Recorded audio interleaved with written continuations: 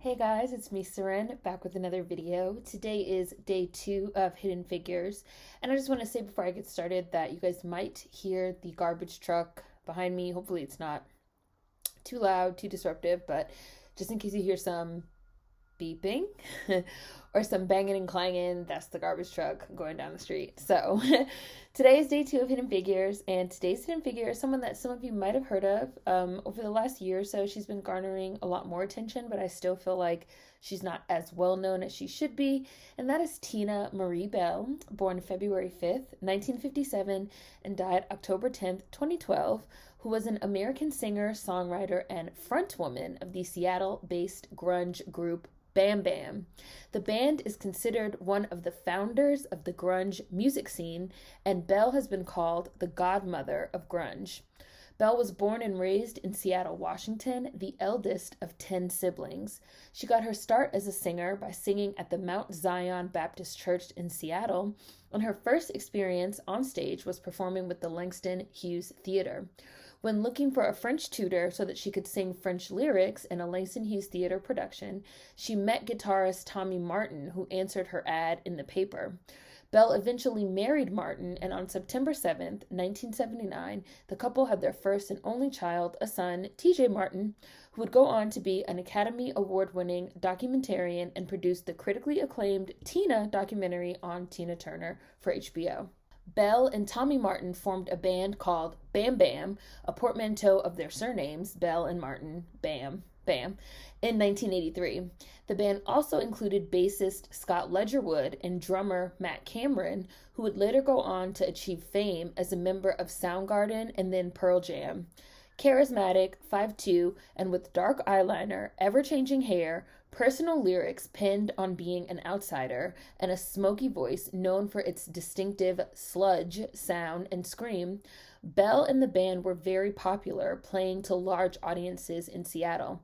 Her voice, energy, and brooding style and subject matter over driving bass lines and downtuned guitar riffs are considered foundational to the grunge genre, predating the big four Seattle bands, Nirvana, Soundgarden, Pearl Jam, and Alice in Chains, by several years.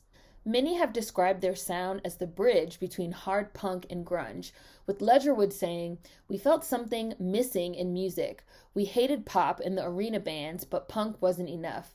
We wanted music with energy and real subjects, but we also wanted it from people who actually knew how to play." Bell already possessed everything they were trying to attain. She had a truer rock and roll spirit than almost any of those guys in that town. Everything they tried to do, she naturally was. Many young fans of Bam Bam went on to join influential Seattle bands, including a young Kurt Cobain, who was an avid early supporter and roadie for the group, carrying their instruments and sitting backstage at shows to observe.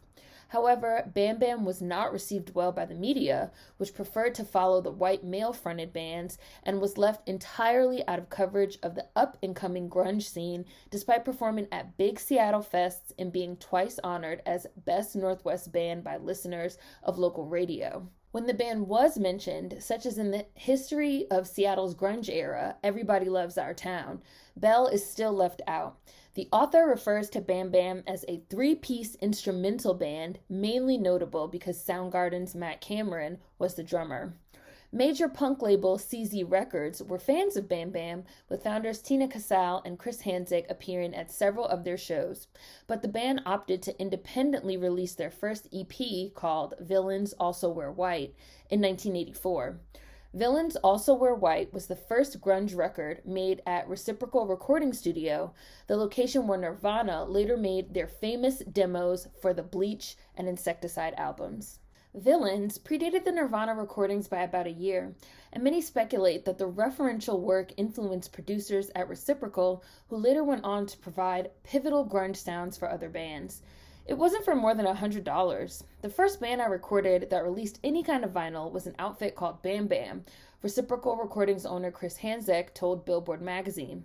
Later that year, Bam Bam released the album Bam Bam House Demo 84, which featured earlier home recordings of some of the songs recorded at Reciprocal, including a song and homemade video called Ground Zero. Mid-1980s lineup changes shook the band, with members leaving for success with other groups and Belle having troubles garnering respect from subsequent bandmates due to her race and gender. She continued to front the band despite the changes, and in the late 80s, Bam Bam performed in concerts with popular bands such as Pearl Jam, Soundgarden, and Alice in Chains. But after continuing to not receive recognition for their groundbreaking work with the other emerging Seattle sound bands, Belle and Bam Bam left Seattle for London, hoping for success in Europe. Unfortunately, they did not find crossover success overseas and were deported back to America from the Netherlands in the late 80s.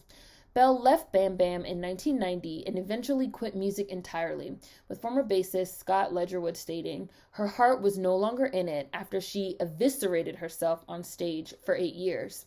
America was certainly fucking not ready for a black girl up front in a hard band, let alone as a media sweetheart, no matter how gorgeous she was, he said. As far as Bam Bam being suppressed, there's probably several reasons, but race and gender clearly played a major role. The continued reluctance by Seattle to accept her is maddening. Part of it is people are uncomfortable around the race issue. It's like, kill the messenger when I try to talk to folks about it. Belle filed for divorce from Martin in 1996, eventually moving into an assisted living facility due to struggles with depression and alcohol. Belle died in her Las Vegas apartment of cirrhosis of the liver at age 55 on October 10, 2012. She had been working on new music with Ledgerwood before her death and planning a reunion of the original Bam Bam members. Never before heard tracks recorded by Bam Bam for Villains Also Wear White at Reciprocal were released in 2019 on their second album, Free Fall from Space. On July 9, 2021, Seattle musicians formed a tribute band and played a show at Central Saloon to honor Belle's legacy, with musicians like original member Matt Cameron and Pearl Jam guitarist Stone Gossard participating, along with hand-picked black women talent who were influenced by Belle. And for my quotes, I'm going to read some lyrics from Tina Belle, and I'm also going to read a couple more quotes from Scott Ledgerwood and also a black woman singer named Jahari. So, in the song World of Your Future from the album Free Fall from Space, Belle sings, "I've got to break out. I want not to break down. Hell judged against the fires of sin. I've been singed, but not quite destroyed." Isn't that just a great lyric? And this is a memory that Ledgerwood spoke about her fucking up some skinheads. For some reason, a couple of skinheads are up front at a Seattle club, the Metropolis, calling her the N-word, Ledgerwood recalls. And all of a sudden, Belle grabs the microphone and she starts swinging it around her head like a lasso. She swung that fucking thing around her head, and about the 4th time, she smashed that son of a bitch. She nailed that fucker right in the temple of his head, split like a melon. And the other guy next to him caught it too. They go down and were like, "What the fuck?" Ledgerwood says that after going backstage for a while to regroup, Belle came back and put out the most blistering set of our fucking career. Like, does it get more fucking punk than that? And the last quote from Jahari. This is a direct quote from an article. I will have links, of course, and information and articles and more things that you should read in the description box. Seattle area musician Jahari, singer for the band Reignition, used to sneak out after curfew to go to Bam Bam shows as a teenager. Jahari says she was inspired to see a fellow black woman screaming into a microphone in front of crowds in the Seattle hard rock scene. She says Belle doesn't receive the recognition she deserves as one of the founders of grunge music because of sexism and racism. Black history can suffer immense amounts of erasure if somebody is not brave enough to ensure that women get counted, Jahari says. And I just had to read that because I just felt that line in my soul.